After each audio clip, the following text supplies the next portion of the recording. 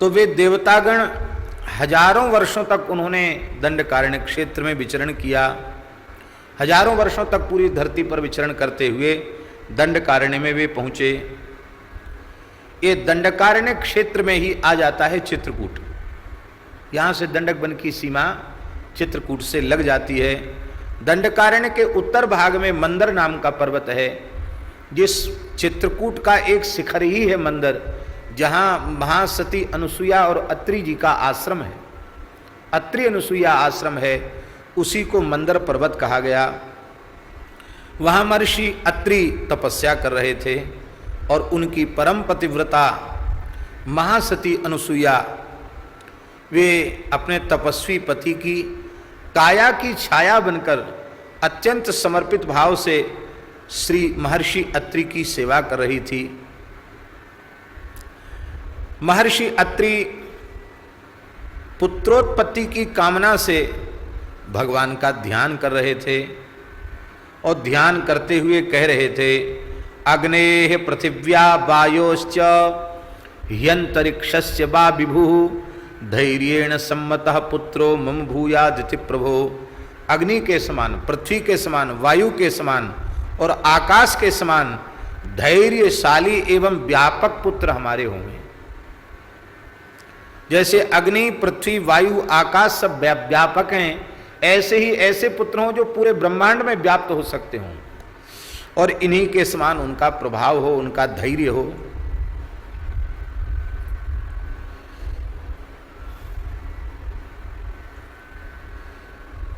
उनकी कठोर तपस्या से द्रवित होकर ब्रह्मर्षि, राजर्षि, लोकपाल, 11 रुद्र, वसु, आदित्य, दैत्य, दिवाकर, निशाकर माने सूर्य, चंद्रमा, 49 वायु, संपूर्ण समुद्र, संपूर्ण नदियां, अश्विनी कुमार, देव, गंधर्व, नारद ऋषि, पर्वत ऋषि, विश्वावसु, तुम्बरु, सिद्ध, संपूर्ण अप्सराएं, वे सब के सब महर्षि अत्रि के दर्शन के लिए पधारे। तपस्या करते हुए महर्षि की तपस्या में किसी भी प्रकार का विघ्न उपस्थित नहीं हुआ। लोग आए गए चले गए, पर उनको किसी के आने जाने से विक्षेप नहीं हुआ। मनोरथ होता तो कह देते कि आप हमारे मनोरथ की पूर्ति करो। लोग आए, दर्शन करके चले गए, आपने किसी से वार्तालाप नहीं की। इतनी कठोर तपस्या उनकी बढ़ गई कि बृहद रामायण में लिखा है, जटाश्च तेजता तस्य वैश्वानर सुखोपमा प्रज्वलन्त्यस्म दृश्यन्ते युक्तस्यामित तेजसः। अत्यधिक तपस्या के बढ़ जाने से उनकी जटा अग्नि की ज्वाला के समान जलने लग गई। एकदम प्रकाश, तीक्ष्ण प्रकाश उनकी जटाओं से निकलने लग गया। उन जटाओं से प्रस्फुटित दिव्य प्रकाश से सारा ब्रह्मांड जलने लग गया। उनके तेज को, तप के तेज को ये सृष्टि सहन नहीं कर पा रही थी। उसी समय ब्रह्मा, विष्णु और महेश्वर, वो तीनों देवता सामने प्रकट हो गए और बोले, महाराज सृष्टि के प्रधान हम तीनों देवता उपस्थित हैं और तुम वरदान मांगो। तो अत्रि जी ने कहा, भगवान आपने बड़ी कृपा की, दर्शन दिया, पहले तो हमारा एक समाधान कर दो। क्या? बोले, हम स्तुति करते हुए कह रहे थे कि जो इस जगत का ईश्वर है वो हमें अपना मंगलमय दर्शन प्रदान करके और हमारे मनोरथ की पूर्ति करे। तो हम तो एक जगदीश्वर को बुला रहे थे, आप तीन कैसे आए? बोलो भक्तवत्सल भगवान की।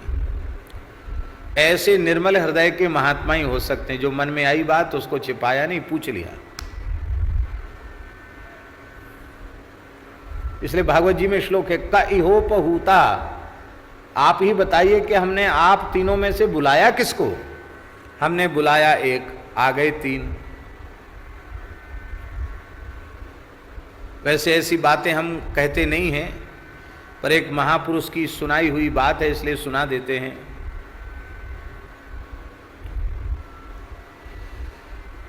एक भगत थे, प्रथम श्रेणी के कंजूस थे, माने सर्वोत्कृष्ट श्रेणी जो हो सकती है उस श्रेणी के वो कंजूस थे। उनकी गृहिणी बड़ी भक्त थी, तो बार बार कहती थी कि देखो खाली कमाने में लगे रहते हो, कुछ दान पुण्य नहीं करते हो, अब बुढ़ापा आ गया है। अरे एक ब्राह्मण तो जीवन में जिमा लेते, जब देखो तब घर में नमक के लिए भी झगड़ा करते हो। आखिर उनके मन में आ ही गया कि चलो पत्नी कह रही है, एक बार आकी इच्छा पूरी कर दो। क्या करें तुम बताओ देवी? सुनते सुनते कान पक गए। तो गृहिणी ने कहा कि कल अमावास्या है, सोमवती अमावास्या है, एक ब्राह्मण न्योत लो। भगत बोला रे राम राम, वो गांव के जो पंडित जी है ना, पुरोहित जी, बड़ी भारी खुराक है उनकी, न्योतेंगे एक को वो खाएगा 10 का, तो हम तो ये सहन नहीं कर सकते।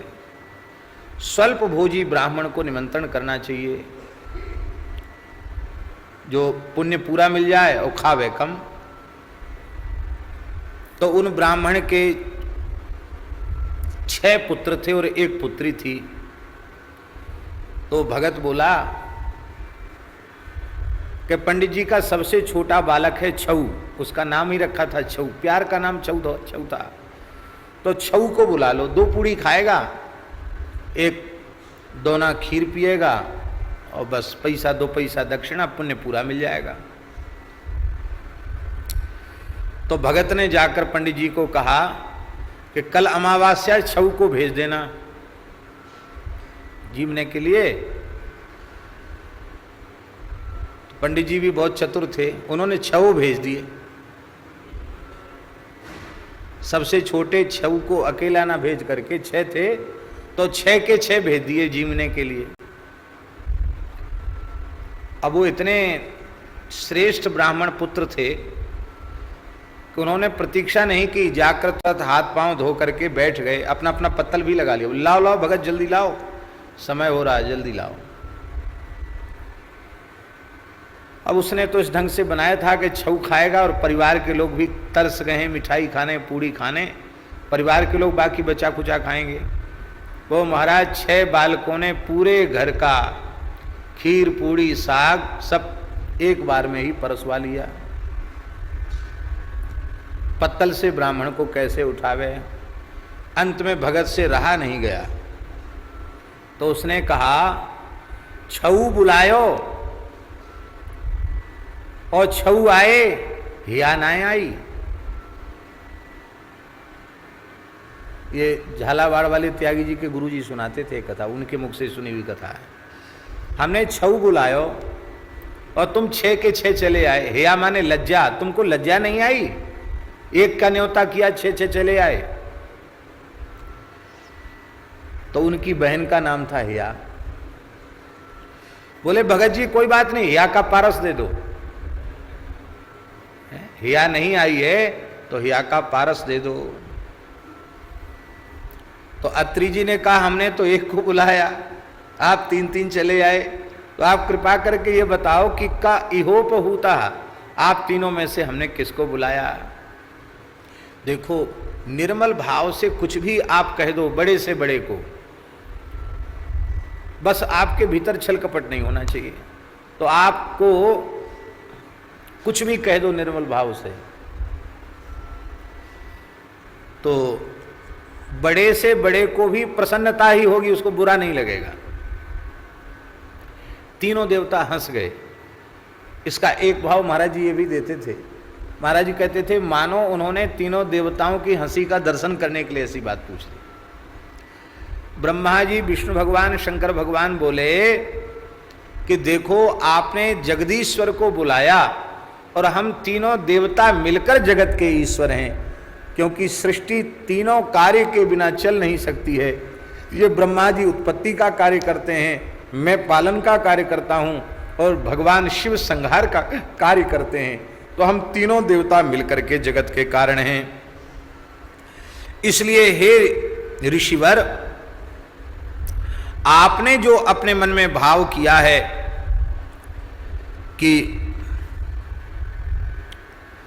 पृथ्वी के समान, अग्नि के समान, वायु के समान, आकाश के समान व्यापक श्रेष्ठ पुत्र हमारे होंगे तो आपके अवश्य पुत्र होंगे, और तो कौन होंगे। हम तीनों देवता ही तुम्हारे यहाँ पुत्र रूप में जन्म लेंगे। नारायण भगवान ने कहा कि दत्तात्रेय रूप में तो हम प्रकट होंगे। दत्त शब्द का अर्थ क्या है? दिया। दत्त माने दिया, और अत्रि शब्द से अपत्य अर्थ में ढक प्रत्यय होकर के आत्रेय शब्द बनता है। आत्रेय, अत्रेरपत्यम, अत्रि की संतान को आत्रेय कहेंगे। ढा को एय हो जाता है और किति च से आद्यच की वृद्धि हो जाती है, तो अत्रि शब्द से आत्रेय बन जाता है व्याकरण में। आत्रेय, अत्रि का पुत्र। अत्रि के पुत्र भगवान बने, और भगवान इतने रीझ गए अत्रि ऋषि के ऊपर कि दत्त, भगवान ने कहा मैंने अपने आप को तुम्हें दे दिया, अपने आप को ही दे दिया, अपने आप को दे दिया, इसलिए भगवान का नाम हुआ दत्त। और अत्रि के पुत्र होने से उनका नाम हुआ आत्रेय। दोनों को मिला दिया तो हुआ दत्तात्रेय। ये दत्तात्रेय भगवान हुए। देखिए हमारे यहां सारी बातें बड़ी विलक्षण हैं। भगवान किस भक्त के समक्ष अपने आप को दे देते हैं, न्यौछावर कर देते हैं, तो भगवान ने इस दत्तात्रेय अवतार में ये संकेत हम सबको प्रदान किया। भगवान के पिताजी का नाम क्या है? अत्रि। और भगवान की माताजी का नाम क्या है? अनुसुया। दत्तात्रेय भगवान के पिता अत्रि और माता अनुसुया। अब अत्रि किसको कहते हैं? अत्रि शब्द में समास हुआ है। कौन सा समास हुआ है? नए समास। अत्रि शब्द में नए समास हुआ है। इसका अर्थ है जिसमें तीन न हो उसको कहेंगे अत्रि। नत्रि इति अत्रि, जिसमें त्रि न हो उसको अत्रि कहेंगे। त्रि माने त्रिगुण। त्रैगुण्य विषया वेदा निस्त्रैगुण्यो भवार्जुन, गुणातीत स उच्यते। गुणातीत पुरुष को अत्रि कहते हैं। जो त्रिगुण से ऊपर उठ गया है उसका नाम है अत्रि। और सच्ची बात यह है कि जो त्रिगुण से ऊपर उठा है वही मुक्त है, और जो जीते जी मुक्त है वही मरने के बाद भी मुक्त है। जो जीते जी मुक्त नहीं वो मरने के बाद भी मुक्त नहीं। इसलिए अपने वर्तमान जीवन की अवस्था में ज्ञान से हो, निष्काम कर्म से हो, योग से हो, सांख्य से हो, किसी साधन से भी गुणातीत अवस्था प्राप्त कर लेनी चाहिए। और इस गुणातीत अवस्था को प्राप्त करने का सबसे श्रेष्ठ, सबसे सरल और सबसे सहज साधन है केवल और केवल अनन्य भाव से श्री राम नाम का आश्रय। नाम का आश्रय। नाम जीव को गुणातीत बना देता है।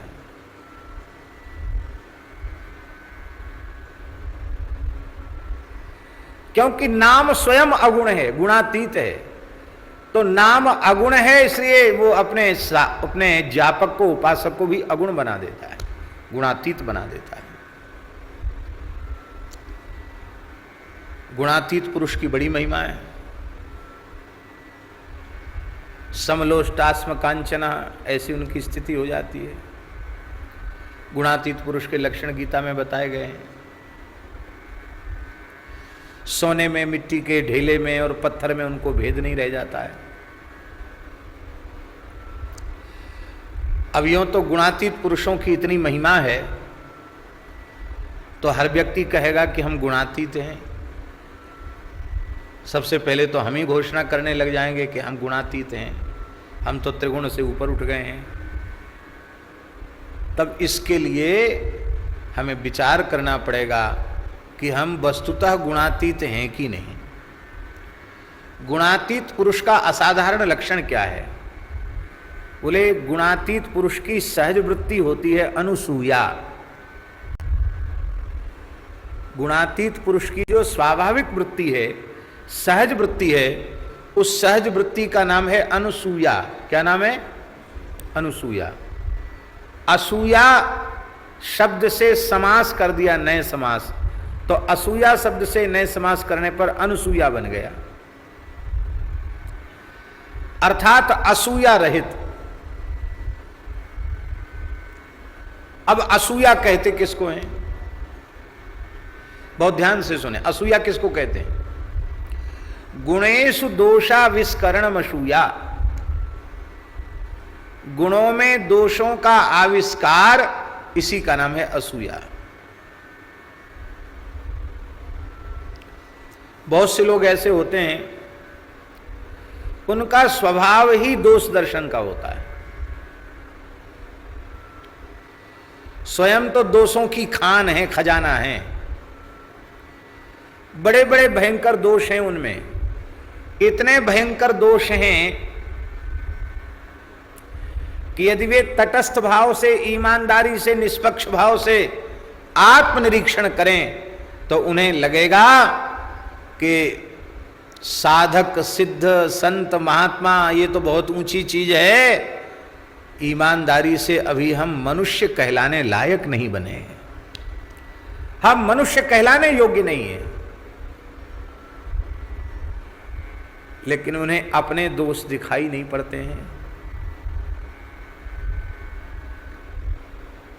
अपने दोष नहीं दिखाई पड़ते, दूसरे के दोष दिखाई पड़ते हैं। तो दोष के रूप में दिखाई ही पड़ते हैं। उन श्रेष्ठ पुरुषों में कोई गुण हो तो वो गुण भी उनको गुण के जैसा नहीं दिखाई पड़ता, वो गुण को भी दोष के रूप में ही देखते हैं।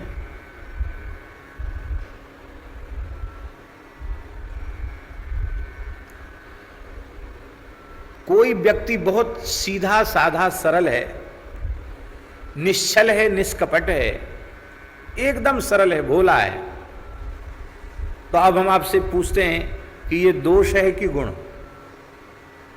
गुण है ना। निर्मल मन जन सो मोहि पावा, मोहि कपट छल छिद्र न भावा, सरल स्वभाव न मन कुटिलाई, जथा लाभ संतोष सदाई। यही तो संत के लक्षण है। पर जब असूया दोष हमारे में होगा तो हम उस सरल को सरल नहीं कहेंगे, निश्चल निष्कपट को निश्चल निष्कपट नहीं कहेंगे, कहेंगे अरे क्या ये कोई आदमी गधा है, एकदम गधा। लो, सीधे साधे सरल को हम सीधा साधा सरल न करके क्या कहेंगे? गधा है, या कहेंगे उल्लू है, उल्लू है, पागल है, पागल है, सिर्री है, पागल है, उल्लू है, ऐसे कहेंगे, बावरा है। ये दोष तो नहीं है, ये तो गुण, पर गुण भी दोष के रूप में दिखाई पड़ने लग गया। संत की दृष्टि और असंत की दृष्टि में अंतर क्या है? असंत को कोई संत नहीं दिखता, ध्यान से सुने, असंत को कोई संत नहीं दिखता और संत को कोई दुष्ट ही नहीं दिखता, उसको असंत ही नहीं दिखता, उसको तो सब संत ही दिखाई पड़ते हैं। संत असंत में अंतर क्या है, इसकी परीक्षा करने एक बार देवर्षि नारद जी धरती पर आए। ऋषि पूछ रहे थे कि संत असंत की परिभाषा बताओ। नारद जी बोले भी तमाशा दिखाता हूं। तो नारद जी पधारे, ऋषि भी साथ में थे। युधिष्ठिर के पास आए इंद्रप्रस्थ में। युधिष्ठिर जी ने चरण धोया, बड़ा आदर किया, पूजन किया नारद जी का, ऋषियों का। भगवान कैसे आपने कृपा की है? बोले एक काम बताने तुमको आए हैं, थोड़ी देर में हम आएंगे, थोड़े दिनों बाद हम आएंगे। आपको दुष्टों की लिस्ट तैयार करनी है, सूची। आप दुष्टों की सूची बनाओ, दुष्ट पुरुषों की सूची बनाओ, ये काम आपको देने आए। जो आ गया, तुरंत नारद जी ऋषियों के साथ हस्तिनापुर गए। दुर्योधन ने भी बड़ा स्वागत सत्कार किया। नारद जी बोले, राजन एक कार्य विशेष से हम आए हैं, आप तो युवराज हैं, एक कार्य विशेष से आए हैं। कहा कहिए। बोले हमारे एक बहुत जरूरी काम है, तुम संतों की सूची तैयार करके हमको दो।